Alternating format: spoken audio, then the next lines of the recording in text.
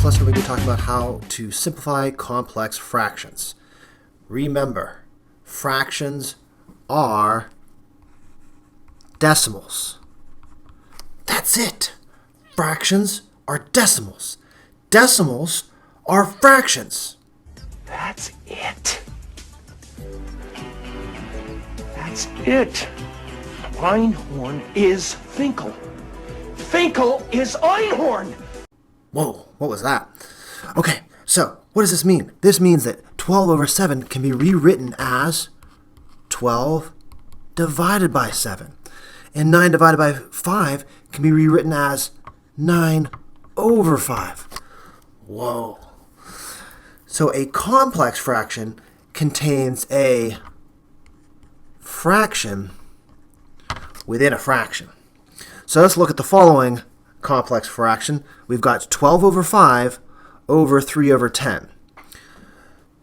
There's a number of ways we could approach this, but we're going to start by labeling a single numerator and denominator. And how are we going to do that? We're going to look for the largest fraction line. So in our case, that's this here. So that'll make this our overall numerator and this our overall denominator. Great. So now we're going to rewrite it using that elementary school division symbol. So we're going to take our numerator, 12 over 5, divided by 3 over 10. Okay, great. How do we simplify from here? We're going to use the keep, change, flip rule for dividing fractions. So that means keep the first fraction, 12 over 5. We're going to change that division to multiplication, and we're going to flip the 3 over 10 to 10 over 3. Now, before we just go ahead and straight across multiply, I recommend simplifying before you multiply. So 3 goes into 3 once, and 3 goes into 12 4 times. 5 goes into 5 once, and 5 goes into 10 twice. So now when we multiply numerators, we get 8. And when we multiply denominators, we get 1. So that whole mess is just 8. So that is how we can simplify a complex fraction. Let's try a few more together. So in this example, we have 9 over 5 over 16 over 15. So again, look, here's our biggest fraction line. So that means that we really have 9 over 5 divided by 6 over 15. So we can rewrite that as 9 over 5 times 15 over 6. Let's look to see if there's any canceling we can do in advance. So 5 goes into 5 once, 5 goes into 15 3 times, 3 goes into 3 goes into 6 twice, and 3 goes into 9 3 times. So now we can go ahead and multiply across, and we end up with 9 over 2. And I am happy to leave them as improper fractions just like that. They won't always work out to whole numbers like the first one.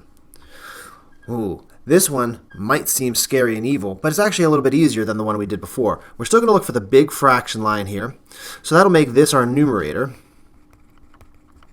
So we're going to have 12 over 5, and we're going to divide that by, well, here's our denominator.